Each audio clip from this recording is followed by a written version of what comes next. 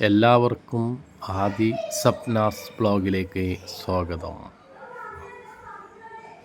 സംസ്ഥാനത്തെ ക്ഷേമ പെൻഷൻ വിതരണം അടുത്ത ദിവസങ്ങളിൽ ആരംഭിക്കുന്നതാണ്. 2026 ആദ്യത്തെ പെൻഷൻ വിതരണമാണ് ഉടൻ നടക്കാൻ പോകുന്നത്. 2000 രൂപ പെൻഷൻ 2500 രൂപയിലേക്ക് എത്തുമോ എന്നുള്ളതാണ് ഏവരും ആകാംക്ഷയോടെ കാത്തിരിക്കുന്നത്. സംസ്ഥാന ബജറ്റിന് മുൻപ് തന്നെ സാമൂഹ്യ സുരക്ഷാ പെൻഷനിൽ 500 രൂപയുടെ വർധനവ് വരുത്തി നഷ്ടപ്പെട്ട ജനപ്രീതി നേടുവാൻ സർക്കാർ തലങ്ങളിൽ തിരക്കിട്ട ശ്രമങ്ങൾ നടക്കുന്നുണ്ട്. സംസ്ഥാനത്ത് വ്യത്യസ്ത തരം പെൻഷനുകളിലായി ലക്ഷക്കണക്കിന് ആളുകളാണ് പെൻഷൻ ഗുണഭോക്താക്കളായിട്ടുള്ളത്. 1600 രൂപ ഉണ്ടായിരുന്ന സാമൂഹ്യ സുരക്ഷാ പെൻഷൻ പഞ്ചായത്ത് തിരഞ്ഞെടുപ്പുകൾക്ക് മുമ്പ് 400 രൂപ വർദ്ധിപ്പിച്ച് 2000 രൂപയായി മാറിയിരുന്നു.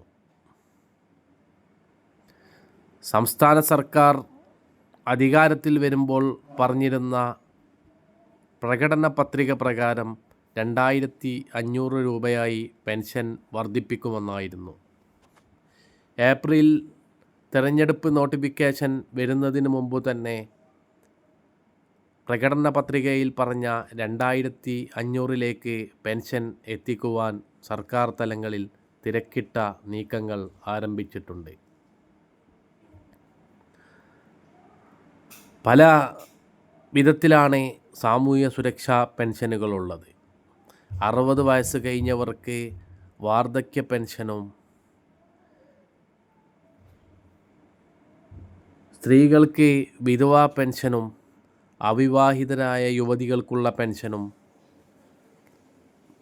ഡിസബിലിറ്റി പെൻഷനും, കർഷക തൊഴിലാളി പെൻഷനും അടക്കം നിരവധിയായ പെൻഷനുകളാണ് സർക്കാർ നൽകി വരുന്നത്.